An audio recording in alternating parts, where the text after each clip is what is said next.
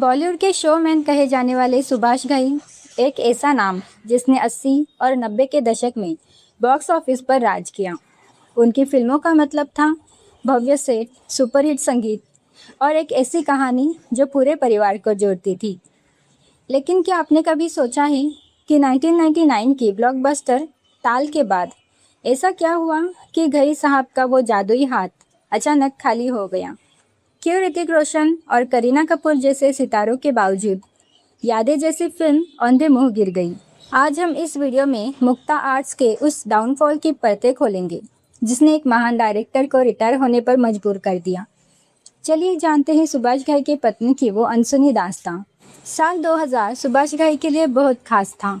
वो अपने करियर के 25 साल पूरे कर रहे थे और उनकी उम्र भी 55 साल हो रही थी।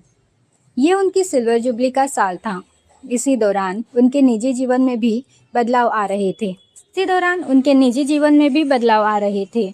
उनकी बेटी मेघना बड़ी हो रही थी और घई साहब महसूस कर रहे थे कि बच्चों के बड़े होने पर माता पिता के साथ उनके रिश्तों के डायनामिक्स कैसे बदल जाते हैं। इसी एहसास ने उन्हें एक नई कहानी की प्रेरणा दी। उन्होंने सोचा कि वो अपनी भव्य ग्रैंड शैली से हटकर छोटी इमोशनल फिल्म बनाएंगे, यादें। ये कहानी थी एक पिता और उनकी 3 बेटियों के रिश्तों की। सुभाष घई का विजन इस बार ऋषिकेश मुखर्जी या बासु चटर्जी जैसा सादगी भरा सिनेमा बनाना था। फिल्म की कहानी में तीसरी बेटी मुख्य नायिका थी और उसके लिए एक नायक की तलाश। सुभाष घई हमेशा नए चेहरे को मौका देने के लिए जाने जाते थे। एक दिन वो विनोद खन्ना के पार्टी में गए जहां उनकी मुलाकात राकेश रोशन से हुई। राकेश जी ने बताया कि वो अपने बेटे के लिए एक फिल्म बना रहे हैं, कहो ना प्यार है। जब सुभाष घई ने एडिटिंग रूम में ऋतिक का काम देखा तो वो दंग रह गए। ऋतिक की स्क्रीन प्रेजेंस और मेहनत ने उन्हें इतना प्रभावित किया कि उन्होंने तुरंत ऋतिक को यादें के लिए साइन कर लिया। गौर करने वाली बात यह है कि उस वक्त कहो ना प्यार है रिलीज नहीं हुई थी। ऋतिक ने एक छोटे से सपोर्टिंग रोल के लिए हाँ कह दिया क्योंकि वो सुभाष घई जैसे दिग्गज के साथ काम करना चाहते थे। लेकिन किस्मत को कुछ और ही मंजूर था। यादें की शूटिंग शुरू होने के कुछ ही हफ्तों पहले कहो ना प्यार है रिलीज हुई और ऋतिक रोशन रातों रात भारत के सबसे बड़े सुपरस्टार बन गए। दिल्ली के एक होटल में शूटिंग के दौरान लाखों की भीड़ सिर्फ ऋतिक की एक झलक पाने के लिए उमड़ पड़ी। यहीं से शुरू हुई असली परेशानी। सुभाष घई समझ गए थे कि उन्होंने ऋतिक को एक छोटे रोल के लिए लिया है, लेकिन अब जनता उन्हें फिल्म के हीरो के रूप में देखना चाहती है। घई साहब ने अपनी टीम से कहा कि ऋतिक को फिल्म से हटा देना चाहिए क्योंकि कहानी एक पिता और बेटियों की है, न कि ऋतिक की। लेकिन उनके लेखकों और डिस्ट्रीब्यूटर्स ने लालच में आकर मना कर दिया। डिस्ट्रीब्यूटर्स ने ऋतिक के नाम पर फिल्म के लिए भारी भरकम कीमतें देनी शुरू कर दी। एक प्रोड्यूसर के तौर पर सुभाष घई इस मुनाफे के दबाव में आ गए। उन्होंने रातों रात स्क्रिप्ट बदल डाली। ऋतिक का रोल बढ़ाया गया, उनकी एंट्री पहले की गई और फिल्म का फोकस बाप बेटी से हटकर ऋतिक करीना की लव स्टोरी पर चला गया। इतना ही नहीं, फिल्म के प्रोडक्ट प्लेसमेंट का ऐसा भद्दा इस्तेमाल किया गया कि लोग आज भी उसे याद करते हैं। हर सीन में कोका कोला की बोतलें और पास पास का प्रचार फिल्म को फिल्म नहीं बल्कि एक 3 घंटे का विज्ञापन बना रहा था। ऋतिक ने यहाँ तक कह दिया कि यह फिल्म है या किसी ब्रांड का कमर्शियल। जब यादें रिलीज हुई तो ऋतिक के क्रेज की वजह से इसकी ओपनिंग रिकॉर्ड तोड़ थी। विदेशों में इसने ज़बरदस्त कमाई की, लेकिन जैसे ही दर्शकों ने फिल्म देखी वो निराश हो गए। फिल्म की कहानी में कोई आत्मा नहीं बची थी। जो स्क्रिप्ट भावनाओं पर आधारित होनी थी वो एक कंफ्यूज फिल्म बनकर रह गई। यादें फ्लॉप हो गई और सुभाष घई को गहरा धक्का लगा। उन्हें एहसास हुआ कि पैसों के लालच में उन्होंने अपनी कहानी की रूह का कत्ल कर दिया। यादें के फ्लॉप होने के बाद सुभाष घई ने तय किया कि वो वापस उसी ग्रैंड एक्शन और वॉर फिल्म की तरफ लौटेंगे जिसके लिए उन्हें जाना जाता है। उन्होंने मदरलैंड की घोषणा की। ये एक देशभक्ति से भरपूर फिल्म होने वाली थी। घई साहब ने इसके 2-3 गाने भी रिकॉर्ड कर लिए थे। लेकिन यहाँ एंट्री हुई डेट्स की समस्या की। उस दौर में शाहरुख खान अपने करियर के चरम पर थे और सबसे बिजी स्टार थे। वही मोहब्बतें के बाद अमिताभ बच्चन का करियर फिर से उड़ान भर रहा था। सुभाष घई की फिल्मों की एक शर्त होती थी, उन्हें एक्टर से लंबा समय चाहिए होता था। शाहरुख ने साइन तो कर लिया, लेकिन उनके पास अगले 2 सालों तक घई साहब को देने के लिए समय नहीं था। देवा की तरह यहाँ भी समय की कमी ने एक महा प्रोजेक्ट का गला घोट दिया। और घई साहब को मजबूरी में मदरलैंड को ठंडे बस्ते में डालना पड़ा। मदरलैंड बंद होने से सुभाष घई बेचैन हो गए। उसी समय लगान और अशोका जैसी पीरियड फिल्मों का दौर चल रहा था। घई साहब को लगा कि उन्हें भी एक ऐसी फिल्म बनानी चाहिए जो भारतीय संस्कृति को ग्लोबल स्तर पर दिखाए। यहाँ जन्म हुआ किस्ना द वॉरियर पोएट का। सुभाष घई यहाँ इतने ओवर एम्बिशियस हो गए कि उन्होंने इस फिल्म को हिंदी और इंग्लिश दोनों भाषाओं में बनाने का फैसला किया। उनका लक्ष्य था कि वो इसे हॉलीवुड के बाजार में बेचेंगे। इसके लिए उन्होंने हजारों लड़कियों का ऑडिशन लिया और अंत में एक विदेशी कलाकार को कास्ट किया और नायक बने उस समय के उभरते सितारे विवेक ओबेरॉय। किस्ना के फ्लॉप होने की सबसे बड़ी वजह थी इसकी एक्टिंग स्टाइल।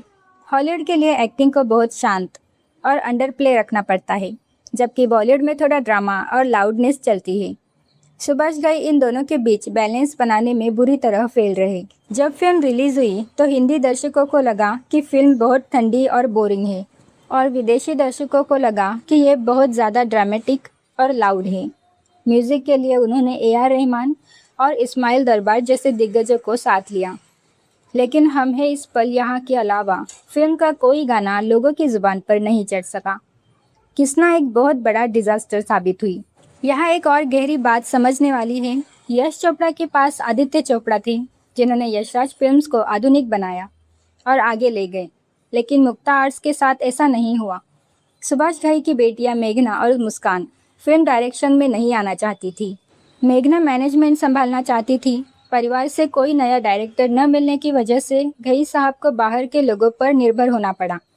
उन्होंने इकबाल और अपना सपना मनी मनी जैसी फिल्में प्रोड्यूस तो की, लेकिन सुभाष घई का जो अपना सिग्नेचर स्टाइल था उसे आगे ले जाने वाला कोई वारिस नहीं मिला। लेकिन कहानी अभी ख़त्म नहीं हुई। जब सबको लगा कि सुभाष घई हार मान चुके हैं, तब उन्होंने सलमान खान के साथ हाथ मिलाया। एक ऐसी फिल्म जो शायद उन्हें फिर से नंबर 1 बना देती। लेकिन फिर मुंबई के साथ एक ऐसी अनहोनी हुई जिसने फिल्म का भविष्य ही बदल दिया। साल 2008 सुभाष घई एक बार फिर अपनी खोई हुई बादशाहत पाने के करीब थे। उनके पास बॉलीवुड के सबसे बड़े दबंग सलमान खान थे, ए.आर. रहमान का जादुई संगीत था और गुलजार के शब्द थे। फिल्म थी युवराज। सबको लग रहा था कि शोमैन वापस आ गया है, लेकिन किसे पता था कि फिल्म रिलीज होने के मात्र 5 दिन बाद पूरा देश दहल जाएगा और एक आतंकी हमला न सिर्फ निर्देशकों की जान बल्कि एक महान डायरेक्टर के आखिरी बड़े सपने को भी मटिया मेट कर देगा। क्या वाकई युवराज खराब फिल्म थी या उसकी किस्मत ही खराब थी? किस्ना के फ्लॉप होने के बाद घई साहब ने निर्देशन से थोड़ा ब्रेक लिया। इसी बीच उनकी मुलाकात अरबाज खान से हुई। अरबाज ने बताया कि सलमान उनके साथ काम करना चाहते हैं। ये सुभाष घई के लिए संजीवनी जैसा था। उन्होंने गुरुदत्त की 1962 की फिल्म सौतेला भाई की कहानी को नए सिरे से बुना और युवराज बनाने की ठानी।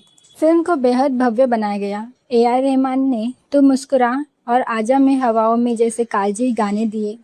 संगीत रिलीज होते ही हिट हो गया। कैटरीना कैफ और अनिल कपूर की मौजूदगी ने इसे एक मुकम्मल सुभाष घई फिल्म बना दिया। फिल्म 21 नवंबर 2008 को रिलीज़ हुई। शुरुआत ठीक ठाक थी, लेकिन रिलीज़ के ठीक 5 दिन बाद यानी 26 नवंबर 2008 को मुंबई पर आतंकी हमला हो गया। पूरा देश सदमे में गया। लोग घरों में कैद हो गए। सिनेमाघर खाली पड़े। मुंबई जैसे बड़े शहर में स्क्रीनिंग रुक गई। ये एक ऐसा सेटबैक था जिससे कोई भी फिल्म नहीं उबर सकती। युवराज कोई बहुत महान फिल्म नहीं थी, लेकिन उसमें इतना दम ज़रूर था कि वो अपनी लागत वसूल कर लेती और शायद हिट भी हो जाती। पर उस वक्त देश का माहौल ऐसा था कि लोग मनोरंजन के बारे में सोच भी नहीं सकते थे। युवराज की विफलता ने सुभाष घई को अंदर से तोड़ दिया। उन्हें समझ आ गया कि अब वक्त बदल चुका है। खुद घई साहब ने एक इंटरव्यू में बहुत बड़ी बात कही थी। उन्होंने कहा, अगर आज कोई सुनील गावस्कर से कहे कि मैदान पर उतरो और सेंचुरी लगाओ, तो वो नहीं लगा सकते, क्योंकि उनका दौर 80 के दशक का था। ठीक वैसे ही सुभाष घई ने स्वीकार किया कि उनके सोचने का तरीका, उनके ड्रामा पेश करने का अंदाज 80 और 90 के दशक के दर्शकों के लिए था। 21वीं सदी का सिनेमा बदल गया है। दर्शक रियलिस्टिक फिल्में मांग रहे थे और घई साहब खुद को उस साँचे में ढाल नहीं पा रहे थे। निर्देशन में लगातार मिल रही हार के बाद सुभाष घई ने एक बहुत ही समझदारी भरा फैसला लिया। उन्होंने अपनी ऊर्जा को फिल्में बनाने के बजाय फिल्म मेकिंग सिखाने में लगा दिया। उन्होंने मुंबई में विस्लिंग वुड्स इंटरनेशनल की स्थापना की। आज ये संस्थान एशिया के सबसे बेहतरीन फिल्म स्कूल में गिना जाता है। भले ही वो खुद फिल्में नहीं बना रहे, लेकिन वो हर साल देश को नए कलाकार और फिल्म मेकर्स दे रहे हैं। सुभाष घई का डाउनफॉल हमें सिखाता है कि समय के साथ खुद को बदलना कितना ज़रूरी है। लेकिन उनकी फिल्में, चाहे वो खलनायक हो, सौदागर हो या परदेस, हमेशा हमारी यादों में अमर रहेगी।